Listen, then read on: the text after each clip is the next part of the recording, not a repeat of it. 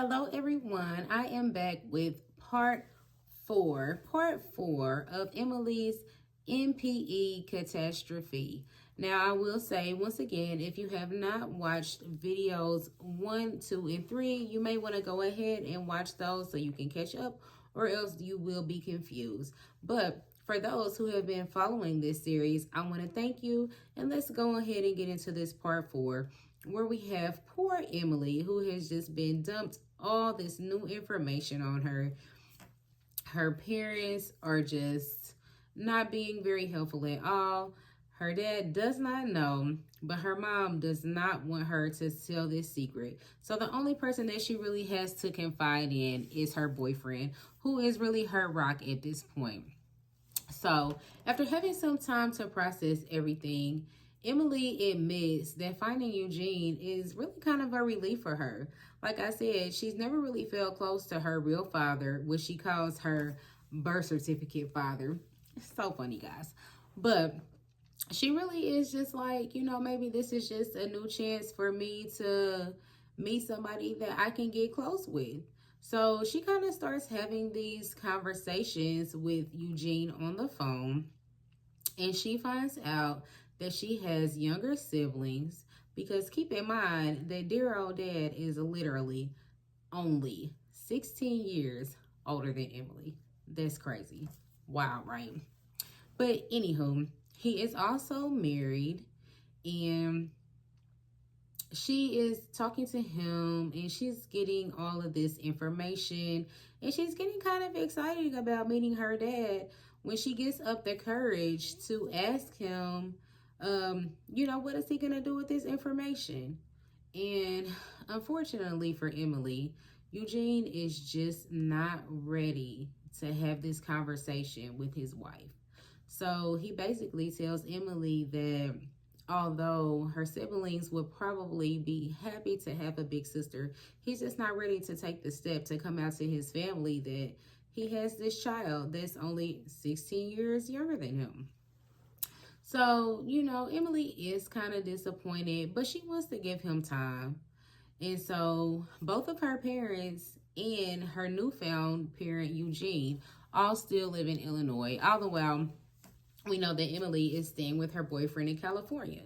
So Emily decides that she is going to go visit with her parents, and she decides to send Eugene a message, and she just wants to kind of extend an olive branch and say, hey, no pressure, but I will be in Illinois. So, I know you're not ready to tell your family, but, would you at least want to meet me? Would you at least want to, sit down and have a cup of coffee or anything? And so it's about maybe just a few days before Emily's visit. She hasn't heard anything from Eugene after sending him this message. And he sends her this dry email basically saying, oh, your email got lost in spam. Oh, I know you're coming here, but I'm going to be out of town for a work trip that weekend, so I won't be able to see you. So Emily is kind of crushed, and she just feels like this man is trying to blow her off, which really, I feel the same way, which is just so terrible. Like, you have this terrible relationship with your father. Your mother is really not much better, and then now you find your birth father, and he really doesn't want to have anything to do with you. And on top of that, the only father that she ever knew, her mother sabotaged their relationship. So poor Emily in all of this emotional trauma. And on top of all of this, she comes into the city to see her parents.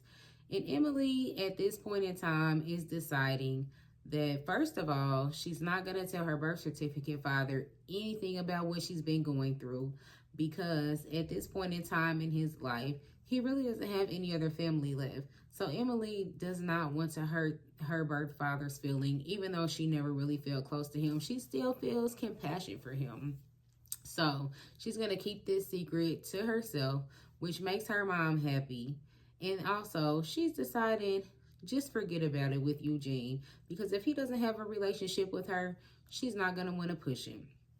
So Emily, during all this time in this interview, she's basically saying that she really doesn't have much closure, but she was happy to do this podcast and she was happy to tell her story.